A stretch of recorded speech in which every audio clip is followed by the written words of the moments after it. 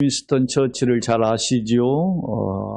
2차 세계대전 중에 1940년에서 45년까지 그의 나이 66세에서 71세에 첫 번째 영국 총리가 되었고 1951년에서 55년까지 그의 나이 77세에서 81세까지 두 번째 영국 총리를 역임한 영국의 최고의 정치인이자 군인 출신이었고 특히 79세 때에는 그가 여러분 노벨 문학상을 받은 그런 훌륭한 작가이기도 했었습니다.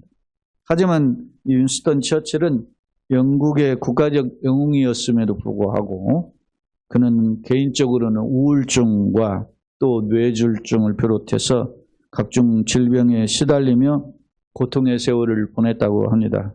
그런데 이런 처칠이 81세까지 총리직을 감당했고 그 후 10년 뒤에 91세에 세상을 떠났는데 91세까지 장수할 수 있었던 비결은 그의 고백 속에서 찾아볼 수 있는데요.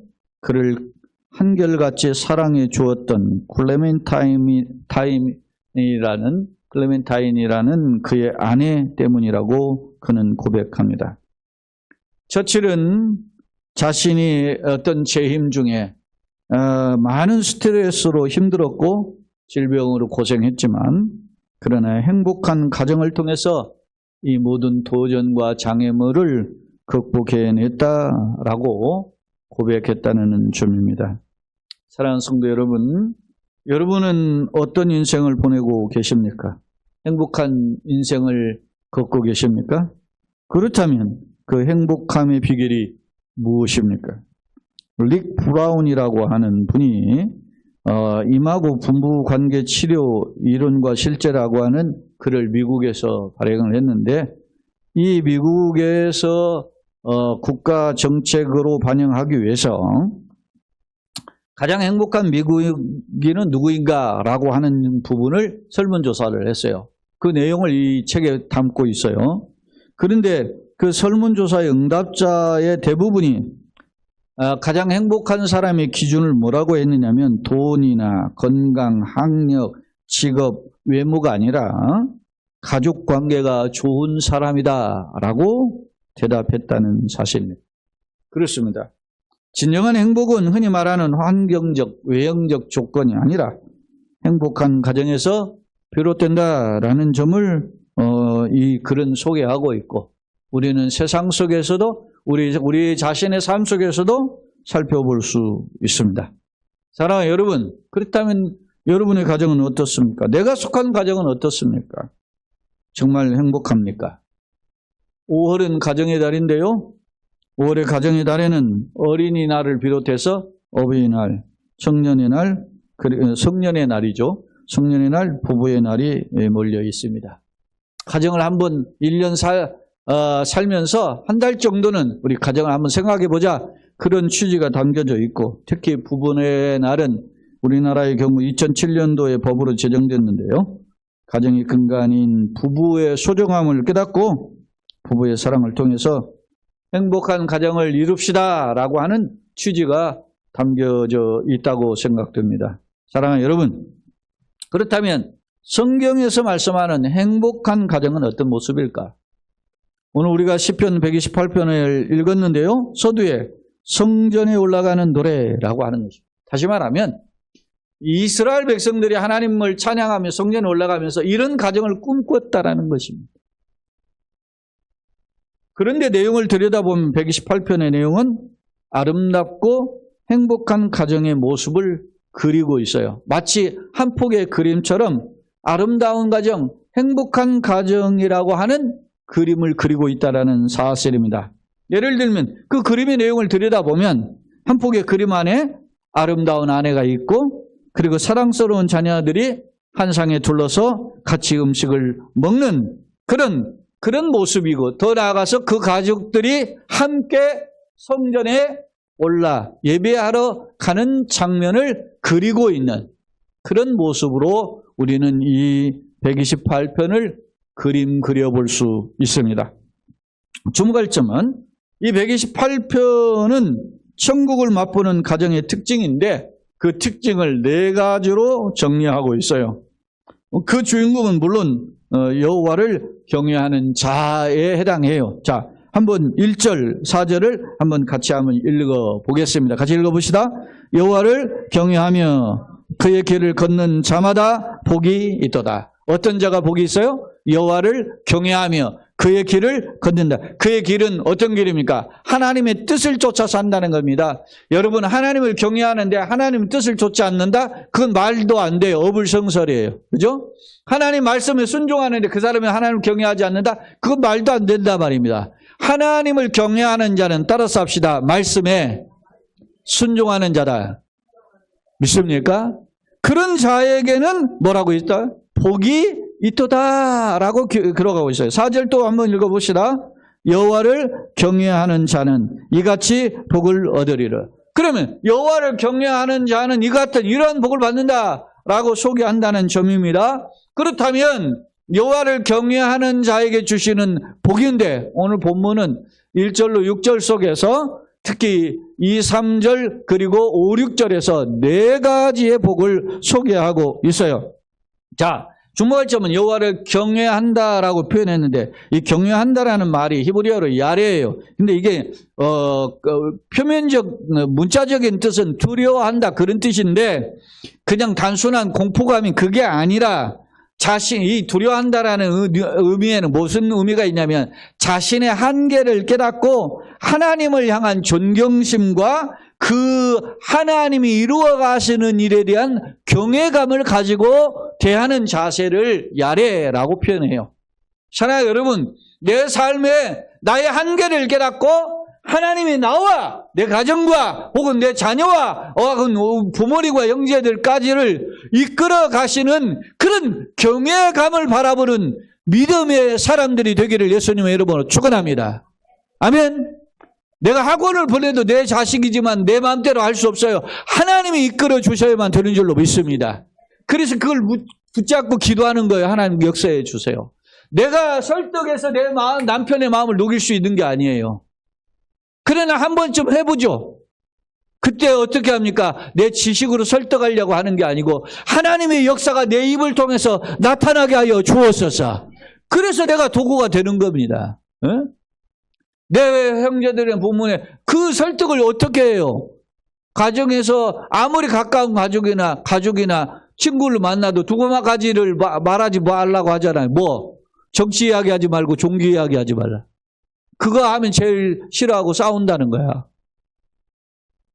그래, 우리가 원칙을 가지고 사는데 그 원칙을 가진 이야기를, 내 속 이야기를 못하는 거예요. 그냥 내가 깨달은 주님, 내가 깨달은 말씀, 내가 깨달은 비전들을 그냥 한 번쯤 공유하는 거예요. 그러면 3인행면 필요하사예요. 세 사람이 걸어가는 중에는 그 중에 반드시 나의 스승이 있다는 거야.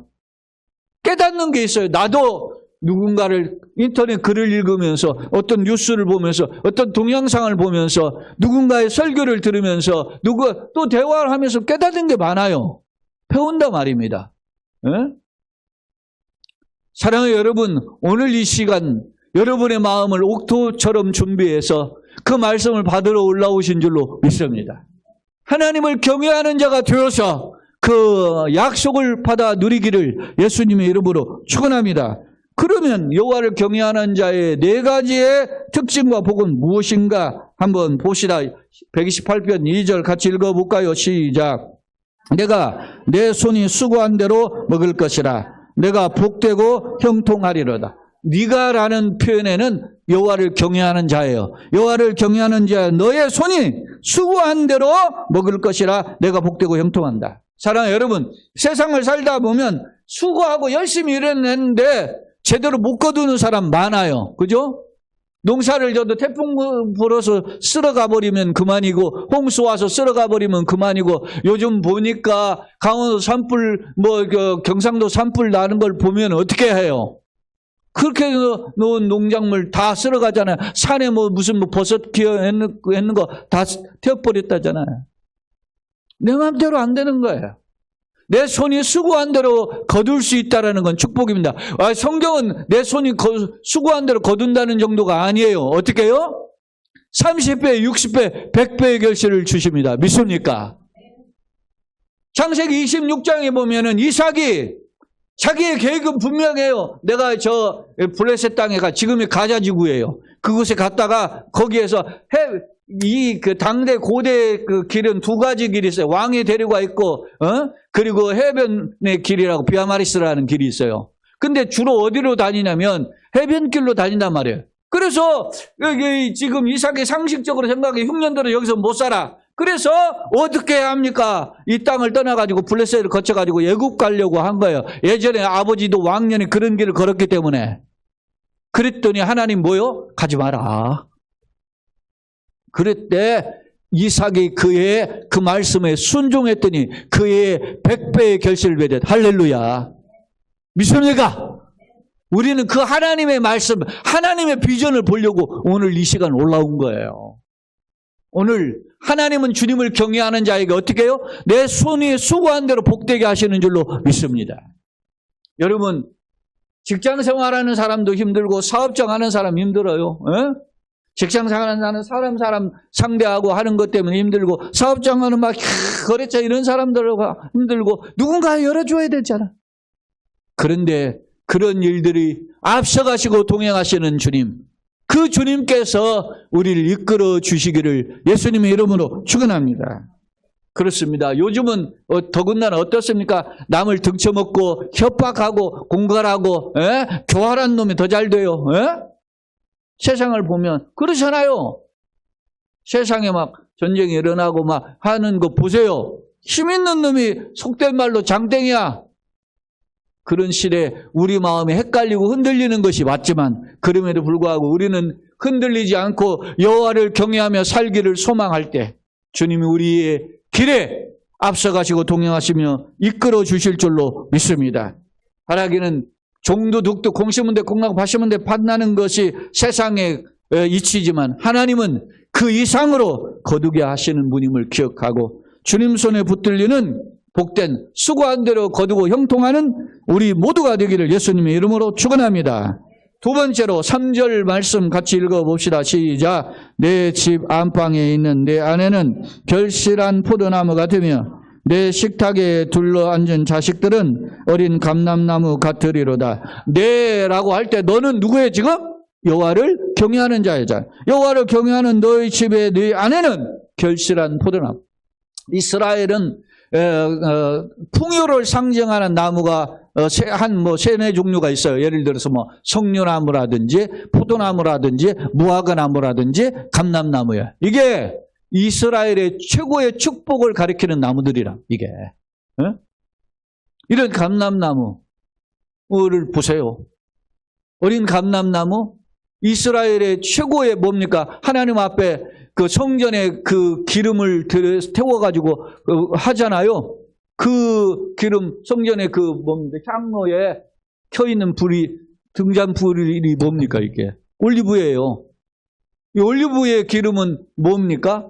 식용으로도 쓰고, 제사용으로도 쓰고, 의료용으로 쓰고, 다 써요. 감람나무는 최고의 풍요를 상징해. 또 포도나무는 포도송이를 제가 이야기했잖아요. 정탐꾼 2명의 어깨에 포도 한 송이에 멜 정도 어마어마한 풍요를 상징한다 이게. 그러니까 내 아내는 결실한 포도나무 최고의 풍성한 상을 여인상을 소개하는 것을 포도나무로 비유하고 있고 내 식탁에 둘러앉은 자식들은 어린 감람나무. 그 자식들이 성장해서 아름다운 결실하는 최고의 나무가 될 것이다. 라고 표현하고 있습니다. 그렇습니다. 행복한 가정의 모습을 한 폭의 그림에 담았는데 상에 둘러앉은 가족들의 모습이 이런 아름다운 모습이었다라고 하는 점입니다.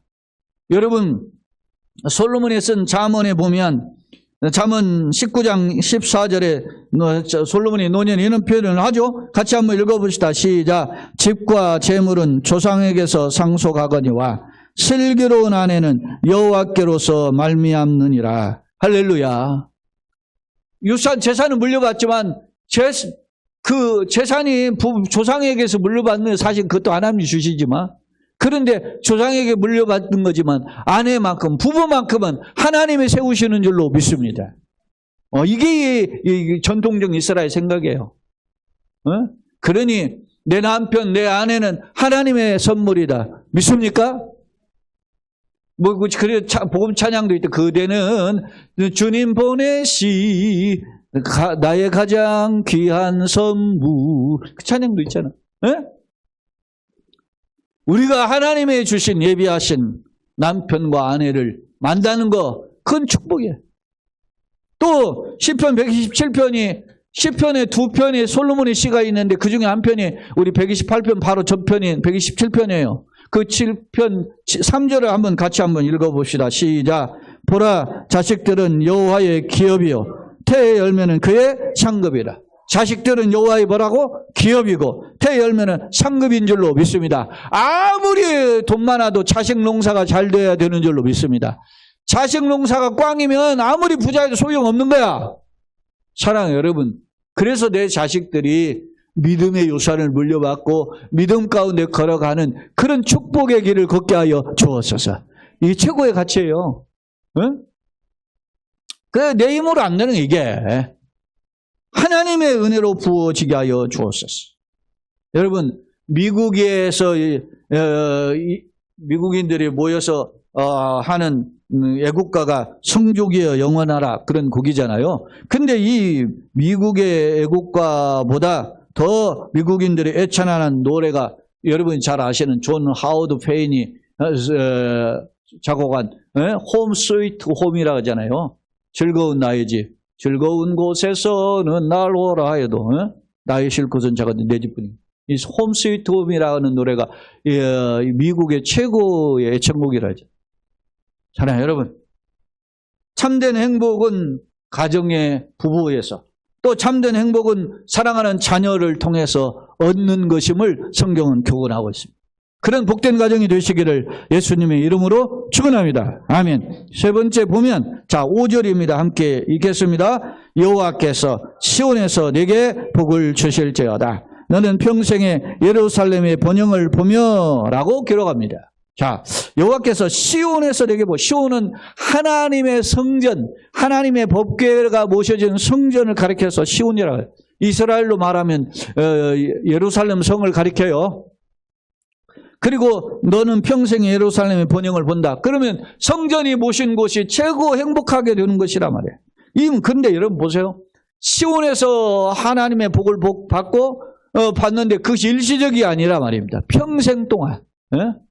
오늘날은 서울이 우리나라에서는 제일 부자고 제일 문화시설 잘 되어 있으니까 서울 살려고 사람들 다 그런다 하지만 이스라엘은 진정 예루살렘 살려고 해요. 왜? 그곳에 뭐가 있기 때문에? 성전이. 하나님 무슨 성전이 있기 때문에. 근데 성전을 출입하는, 오늘 본문도 성전에 올라가는 노래잖아요. 근데 성전에 출입하는 것이 일시적이 아니라 평생 동안. 이스라엘은 성인 남자는 3번 반드시 성전에 올라가야 돼. 1년에. 그런데 어떻게 해요? 빨리 떨어져 오면 말이야. 교통편도 들어야 돼. 돈도 들어야지. 예물도 가져야 돼. 얼마나 힘들고 불편해. 근데 평생 어디에서 살아요? 예루살렘에서. 성전 가까이 산다. 그 최고의 축복이란 말이에요. 사랑해요 여러분. 오늘날 이 성전의 개념은 우리 개개인의 성전이죠. 내가 예수님 모시는 순간 내가 성전이에요. 그런데 그 성전의 그 느낌을 담고 있는 게 뭐냐면 교회예요. 그 교회는 성전이 아니지만 그래도 하나님께 예배하는 자리고 하나님 말씀을 가르치는 자리고 성도들이 연합한 자리이기 때문에 교회 예배당이 그렇게 복된 거예요. 근데 그 예배당에서 교회에서 최고의 행위가 뭡니까? 예배예요, 예배.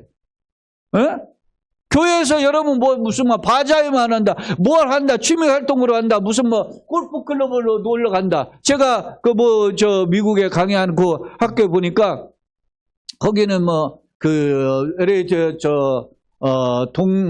동서쪽으로 있는 그 치노힐스라고 하는 곳에 있는데 거기 한인교회인데 선한목자교회 굉장히 크더라고. 근데 거기 보면 교인들이 전부 모여가지고 무슨 대회? 골프 대회. 늘 흔하니까. 부럽죠? 왜냐하면 모든 시설이 잘 돼 있고 그렇게 하니까. 그러나 여러분요, 교회가 그런 데에만 하는 곳이 아니란 말이에요. 교회의 최고의 가치는 따라서 합시다. 예배. 하나님을 만나는 자리가 예배라. 그 예배에 우리가 목숨을 거는 이유가 거기 있는 거예요. 그 여러분, 제가 노년에 성도들 놓고 늘 기도하는 게 뭐예요? 하나님, 노정에 하나님의 몸된 교회 건강하게 출입할 수 있도록 손과 발목에 허리에 힘을 주시옵소서. 할렐루야. 그게 최고의 축복이에요. 여러분이 몸된 교회에 와서 강단에서 목사를 위해서 기도할 뿐만 아니라 여러분의 후배들을 위해서 노년에 내가 기도할 수 있는 거 최고의 축복인 줄로 믿습니다. 그것이 최고의 축복이에요. 내가 누군가를, 젊은 사람을 위해서, 내가 누군가 후배를 위해서 기도한다? 내가 여러분 교인들 한 사람, 누구 집사, 어느 집 가정에 자녀를 놓고 기도해 준다, 손자를 놓고 기도해 준다. 그 최고의 축복이에요. 그런데 그것이 예배당에 올라와서 함께 하나님께 예배하고 기쁨으로 걸어갈 수 있다면 얼마나 좋겠습니까? 오늘 이 세 번째 복은 바로 네가 시온에서 하나님께서 복을 주시되 평생 예루살렘의 복을, 간결함으로 하나님의 성전에 올라가 찬양하며 사는 복된 자가 되기를 원한다라고 하고 있습니다. 바라기는 이런 은혜를 누리기를 예수님의 이름으로 거듭 축원합니다. 마지막 네 번째입니다. 6절입니다. 함께 같이 읽겠습니다. 시작. 내 자식의 자식을 볼지어다. 이스라엘에게 평강이 있을지로다. 할렐루야. 내 자식의 자식을 본다라는 말은 뭡니까? 손자를 본다는 말 아닙니까? 손자를 볼 정도면 그가 어떻게 했어요? 손자 볼 정도까지 살았다는 말입니다. 지금 시대니까 인생은 보통 우리 성경 인생 70, 강건하면 80에 신속에 날아간다 그러잖아요. 지금 요즘 우리 한국 사회는 무슨 인생이에요 지금? 100세 인생이죠. 100세를 살아간 게 손자 보죠. 근데 요즘은 예전에 100세 같으면 고손도 보는데 지금은 100세 살아도 증손 볼까 말까 해. 왜? 자식들이 결혼을 늦게 하니까 40대고 좀 이렇게 해도 결혼 안 한 사람들 많잖아요.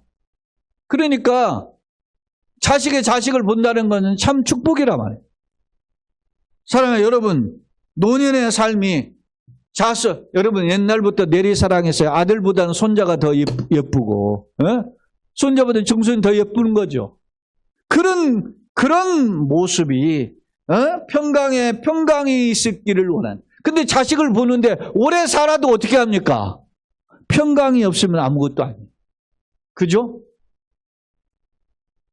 제가 지난 토요일에도 우리 저희 형님 아들 조카 결혼식 때 갔는데 늦게 갔다 그랬잖아요.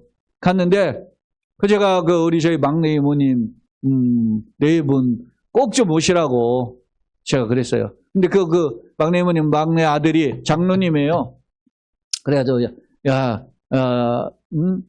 전 장로 꼭 이모 모시고 와. 내가 이제 그렇게도 했는데 이모님 노인 양반들이 그냥 가냐 그렇게 안 오신다 그래. 근데 거동이 불편하시는 지금 도리가 3시가 되신 우리 이모부님이 그날 그게 이제 여러 같은 성화에 문익에서 오셨더라고 보니까 근데 어떻게 해요? 혼자 거동이 불편하신데도 어떻게 이모님이 같이 사시니까 그래 사시는 거야. 사랑하는 여러분, 노년에 부부가 같이 함께 걸어갈 수 있는 것은 진정한 축복인 줄로 믿습니다.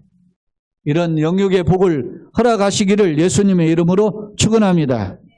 자, 그런데 다시 한번 정리해 봅시다. 어떤 사람이 이런 복을 받는다고요? 여호와를 1절과 4절에 다시 한번 읽어봅시다. 1절 4절 다 같이 읽어봅시다. 여호와를 경외하며 그 길을 걷는 자마다 복이 있도다. 또 4절 여호와를 경외하는 자는 이같이 복을 얻으리로다. 할렐루야. 이런 복을 받아 누리기를 거듭 소원합니다.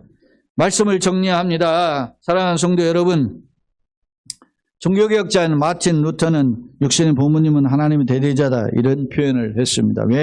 왜 이런 표현을 했을까요? 보이지 않는 하나님께 예배하고 경배하는 일이 최고의 가치인데, 그런데 그것을 어떻게 육신의 눈에 보이는 부모님을 성경을 통해서 그런 하나님을 경외함을 배우게 했다라는 것입니다. 사랑하는 여러분, 그렇다면 내 모습과 우리의 가정의 모습은 어떻습니까? 나는 하나님을 경외하고 또 그런 경외함이 내 사랑하는 부모님과 형제들과 내 사랑하는 자녀들, 가족들에게 나타납니까? 우리가 어떻게 할 때 이런 가치가 누려지나요? 그것은 바로 하나님 안에 있어야만 되는 것입니다. 내 안에 하나님이 계시고 주님이 내 안에 계심을 확인하면서 날마다 살아가는 것이 능력인 줄로 믿습니다. 예전에 제가 한번 우리가 비행기를 타보면 해발 고도 8,000m, 9,000m, 10,000m 이런 상공에서 올라가잖아요. 고공비행을 하잖아요. 근데 고공비행을 하면 그 8,000m, 9,000m 그 해발 상공에 올라가면 어디냐면 영하 40도, 50도, 60도 그래요. 그러니까 거기서 가슴이 답답하다고 문 열어 제치는 순간에 다 얼어 죽는 거야. 그리고 그 기압의 차이가 해서 빨려나가고. 그래서 그게 매우 위험한 일이죠. 그런데 거기에는 냉기가 영하 4, 50도에 냉기가 있고 그곳에는 또 공기가 희박하고 산소가 희박하니까 숨도 가빠요. 그런데 여러분, 그러한 극한 환경 속에서 이 비행기가 날아가는데도 비행기 안에 있으면 어떻게 해요? 이런 것들에 대한 걱정이 전혀 없습니다. 마찬가지입니다.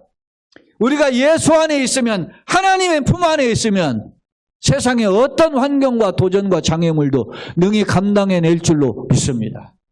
혹한과 같은 그러한 추위와 그런 거센 도전과 장애물도 하나님 안에 있을 때, 여호와를 경외한다는 말은 하나님 안에 있는다는 겁니다. 그 안에 있을 때 이런 참된 평안을 누리게 되는 줄로 믿습니다. 바라기는 우리의 인생의 주인이요 또 생사화복의 주인이며 나의 속한 가정의 주인이신 하나님을 경외함으로 그 하나님을 경외하는 자를 얼마나 여러분, 하나님 어떤 분이에요? 독생자를 내어주기까지 사랑하신 분이에요. 근데 당신을 사랑하고 경외하면 얼마나 기특합니까? 얼마나 귀하게 보시겠습니까? 지금 세상을 보면 어떻게 해요? 겉은 번지르해 하나님 경외한다는 사람 부지기수로 센 것처럼 보여. 그러나 진정 하나님을 경외하는 사람이 적어지는 시대. 교회도 액세서리에 불과해. 그런 사람들. 그래서 제가 인터넷에 있는 간증 별로 안 좋아한다니까. 그래서 간혹 보다가도 이게 무슨 어떤 자기 자랑 이런 거 포장하고 있으면 다 제가 그냥 빠져나와 버려요. 왜 그러냐? 우리는 항상 이런 게 노출되어 있어요. 자기 자랑에, 자기 과시에, 뭐 먹었는지, 뭐 입었는지, 뭐 어디에서 가서 구경했는지. 그것이 뭐예요? 그것이 나를 위한 것은 진정한 축복이 아니야. 내가 가지고 있는 돈이, 내가 가지고 있는 지식이, 내가 가지고 있는 재능이 누군가를 위해서 누군가를 기쁘게 할 때 그것이 진정한 축복인 줄로 믿습니다. 하나님, 내가 속한 가정, 내 교회가 그런 통로가 되게 하여 주옵소서. 그래서 교회가 여러 사람이 예배드리고 많은 사람이 모이는 것이 복된 게 그런 거예요. 그런 교회가 될 때 진정한 복된 교회란 말입니다. 바라기는 우리 교회도, 우리의 속한 가정도 그런 교회와 가정이 되기를 원합니다. 초대교회 특징이 있잖아요. 초대교회 특징은 다 어디서 출발했어요? 가정에서 출발했어요. 여러분요, 예루살렘 교회는 어디? 마가의 다락방에서 시작했어요. 그의 어머니가 그의 예수님께 어떻게 해요? 성만찬을 제공할 그 집이 나중에 오순절에 120명이 모여가지고 성령이 임한 자리에 있는 동일한 장소로 학자들은 해석하거든요. 예루살렘 교회는 마가의 다락방, 빌립보 교회는 루디아의 가정에서 시작이 되고, 골레소 교회는 빌레몬의 가정에서 시작이 되었고, 고린도 교회는 브리스길라 아굴라의 가정, 그리고 가이오의 가정에서 시작이 되었어요. 라우디 교회는 룸바의 가정에서 시작이 되었고. 사랑하는 여러분, 나는 어떤가? 나는 어떤 축복의 통로가 되는가? 바라기는 우리 가정이, 내 자신이 하나님을 높이며 사람들에게 행복을 주는 통로가 되게 하여 주옵소서. 그렇게 소망하고 기도하심으로 그 은혜의 결과를 받아 누리는 축복의 열매의 주인공들이 다 되시기를 예수님의 이름으로 거듭 축원합니다. 아멘. 하나님, 우리